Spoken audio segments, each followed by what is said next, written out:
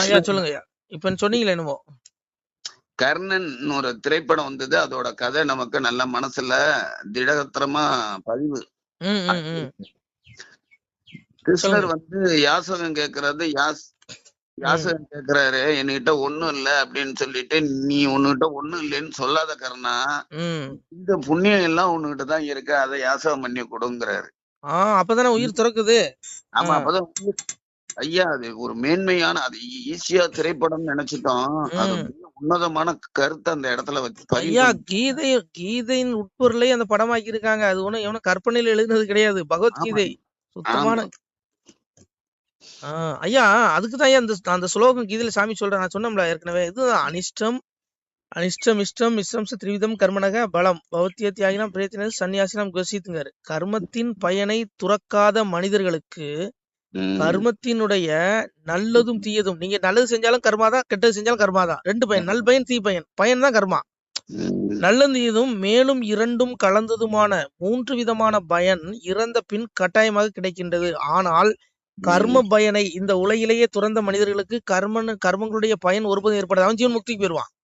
நீங்க 1000 பேருக்கு அன்னதானம் பண்ணிருக்கலாம், வேண்டாப்பா இந்த புண்ணிய பலன் எனக்கு வேண்டாம். கடந்து வந்த பாதையில் பாவம் பண்ணிருக்கலாம், அப்பா என்ன மன்னிச்சுக்கோ, இதுவும் இந்த பலன் எனக்கு வேண்டாம். கடந்து தியாகம் பண்ணிட்டீங்கன்னா நீங்க ஜீவன் முக்திக்குள்ள ஆத்மா, மோட்ச வீடு உங்களுக்கு திறந்துடும். அதுதான் நினைப்பையா, நான் எப்பொழுதுமே நினைப்பேன், நம்ம செய்யற தர்மம் நமக்கானது அல்ல. இது நம்மளே கிடையாது, எதுவுமே நமக்கு வேண்டாம். நம்ம செய்யற நல்வினைகள் ஒண்ணுமே நமக்கானது அல்ல. என்ன அது பொதுவானது, அது பொதுவானது இறைவனோட ஒரு ஆத்மார்த்தத்துக்காக நம்ம செய்யறோம், அவ்வளவுதான். அப்படியே நினைச்சு நம்ம ஒதுங்கிட்டோம் வைங்க.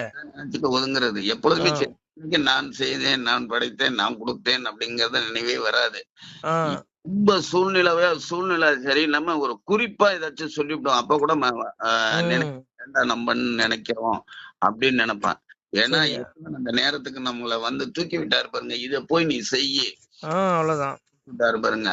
அதுக்கு நன்றி சொல்லிட்டேன்ப்பா, உன்னாலதான் இந்த காரியம் நடந்துச்சுன்னு போ அப்படின்னு. கண்டிப்பா போவான். அதாவதுயா சாமி தெளிவா சொல்றாருயா.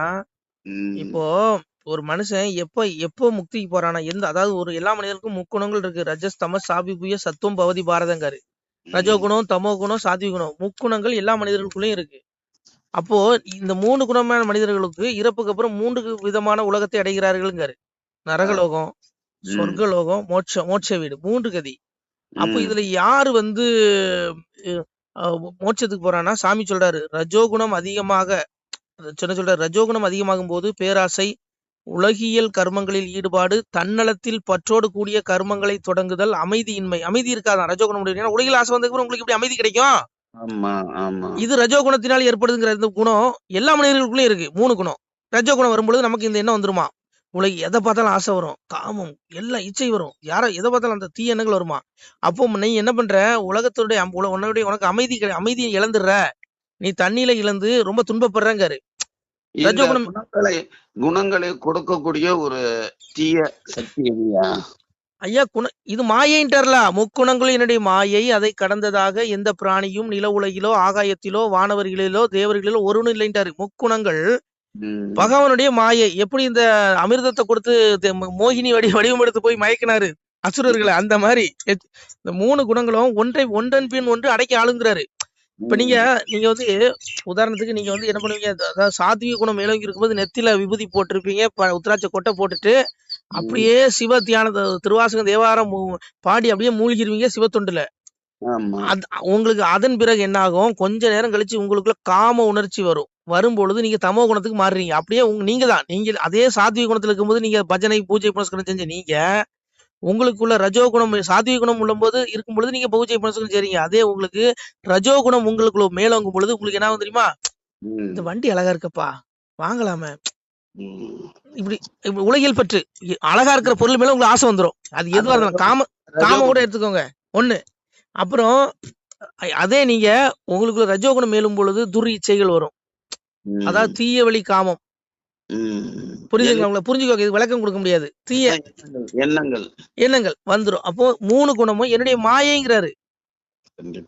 அப்போ என்ன சொல்றாரு, தமோ குணம் அதிகமாகும் போது அந்த கரணங்களிலும் புலன்களிலும் ஒளியின்மை, அதாவது தமோ குணம் துஷ்ட குணம் தீய குணம் மேலாகும் போது என்ன ஆகுமா, நம்ம சாத்விக குணம் இருக்கும்போது நம்ம பொலி பொருந்திய தேஜஸா இருக்கும். நமக்கு இருள் மூடிடுதுங்காரு. அதாவது வீண் செயல் பண்ணுவோமா, அதாவது இந்த புலன் இச்சையை பூர்த்தி பண்றதுக்கு அலைவோங்கிறாரு. அப்புறம் இறப்பை பத்தி சாமி சொல்றாரு. எதா சத்தித்வே பிரவர்த்தே துப்பளையும் யாதி ததோத்தமைதான் லோகனமலான் பிரதிபத்தியதேங்க. எப்பொழுது இந்த மனிதன் சத்துவகுணம் பெருகி உள்ள போது இறப்பை அடைகிறானோ அப்பொழுதே அவன் உயர்ந்த செயல்கள் செய்பவர்களுடைய நிர்மலமான ஸ்வர்க்கம் முதலிய புண்ணிய உலகங்களை அடைகிறான்.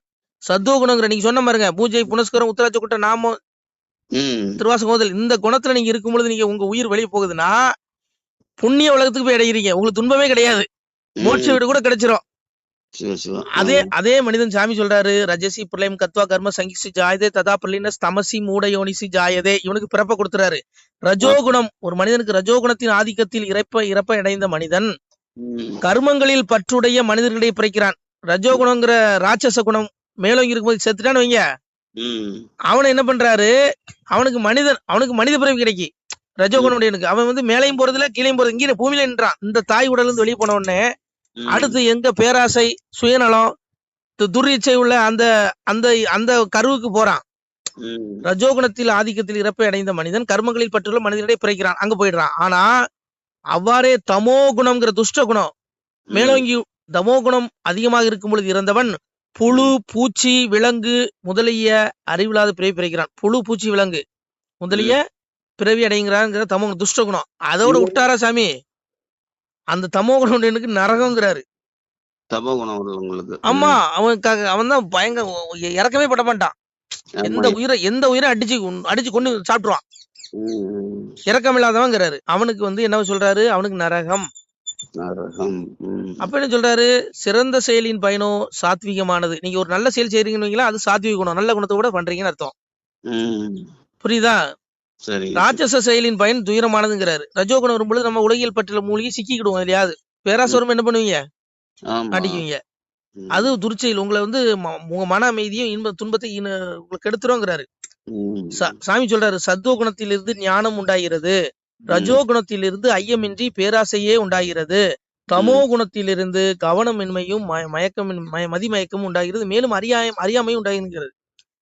சத்துவ குணத்திலிருந்து ஞானம், சாத்விக குணத்துல உங்களுக்கு ஞானம் கிடைக்குது.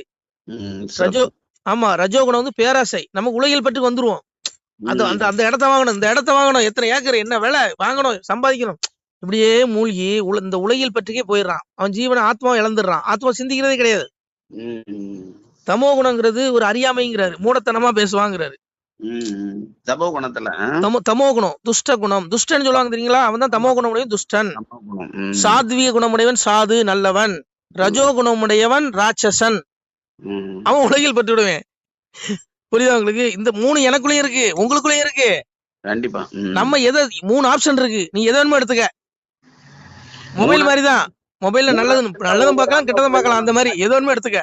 நீ நல்லதை பார்த்தா உனக்கு நல்லது, கெட்டதை பார்த்தா உனக்கு தண்டனைங்கிற மாதிரி போயிடும். ஆனா சாமி சொல்றாரு, இந்த 3 குணங்கள்ல உடையவன் இறப்புக்கு அப்புறம் என்னென்ன கதி அடைங்கன்னு சொல்றாரு. ஊர்த்துவம் கச்சந்தி சத்தியஸ்தா மத்திய திஷ்டந்தி ராஜசாக ஜகனிய குணருத்திஸ்தோ அதோ கச்சந்தி தாமசாகங்காரு. சத்துவ குணத்தில் நிலை பெற்ற மனிதர்கள் ஸ்வர்க்கம் முதலிய உயர்ந்த லோகங்களுக்கு செல்கின்றார்கள். சத்துவ குணத்தில் நிலை பெற்றவன் நல்லவன் சாது, அவன் உயர்ந்த லோகமாகி சொர்க்கத்துக்கு செல்றானா, சொர்க்கம் முதலி புண்ணிய உலகத்துக்கு போயிடுறான். ரஜோ குணத்தில் நிலை பெற்ற ராட்சச குணம் ரஜோகுணம், ரஜோ குணத்தில் நிலை பெற்ற மனிதர்கள் நடுவில், அதாவது மனித உலகிலேயே நிற்கிறார்கள். இங்கே நிற்கும். ரஜோ குணத்துல மேலே போனா கிளை போனா இதேதான். நான் இன்னைக்கு செத்து போயிட்டேன்னு ரஜோ குணத்துல ஆதிக்கத்தில் செத்தனா எனக்கு இதே பூமி தான். அடுத்த தாய் வயிற்றுல ஏதோ தாய் வயிற்றுல கருவில எம்பரமா அடைச்சு விட்டுருவான். போனா தாய் வயிற்றுதான் பிறக்கிறீங்களா, வேற ஏதாவது ஒரு உயிரினங்களா? ரஜோ குணமுடையவனுக்கு மனித பிறவிதான். ஆனா தமோ குணமாகிய துஷ்ட குணம் எந்த உயிர் மேலே இறக்க முடியாது. பசுவை அடிச்சு சித்திரவதை பண்ணி கூட கொண்டுருவான். இவனுக்கு என்ன கொடுக்கிறாரு, தமோ குணத்தில் நிலை பெற்ற மனிதர்கள் புழு விலங்கு பறவை, அதே பிறவி இவன் எடுப்பான். புழு விலங்கு பறவை மீண்டும் எடுத்து வருவானா. புழு விலங்கு பறவை முதலிய தாழ்ந்த பிறவிகளையும் நரகத்தையும் அடைகிறார்கள். தமோ குணமுடைய நரகத்துக்கு போயிடுவான். போயிட்டு மீண்டும் இதே பூமியில புழு விலங்கு பறவை பகவான் அடைய முடியாது. அதான் சாமி சொன்னார்ல, அரகரா என்ற சொல்லை கரையேரா பாவி நீசன் அறியவு மாட்டானல்லோ சிவனே ஐயா, சிவ சிவா என்ற சொல்லு அவகட நீசருக்கு தெரியவு மாட்டாதல்லோ சிவனே. அரகரா சிவசிவாங்கிற நாமத்தை சொன்னாதான் ஒண்ணு, அரகரா சொல்லணும் சிவசிவன் 2 நாமத்துல ஒரு நாமத்தை சொன்னா ஜீவன் முக்திக்கு போயிடலாம். இந்த நாமத்தை சொல்லாதவர்கள் இந்த பூமியில் இந்த பிரபஞ்சத்திலே சுத்திட்டு இருப்பான். நரகத்துக்கு போவான், மீண்டும் மண்ணுலகத்துக்கு புழு விலங்கு பறவையா வருவான், ரஜோகுணத்தில இருப்பான், மீண்டும் மனுஷனா பிறந்து இந்த உடல்ல இருந்து என்ன பாவலம் செஞ்சானோ அதை அனுபவிக்க வேற உடலுக்கு போயிடுவான். இதான் கர்மா.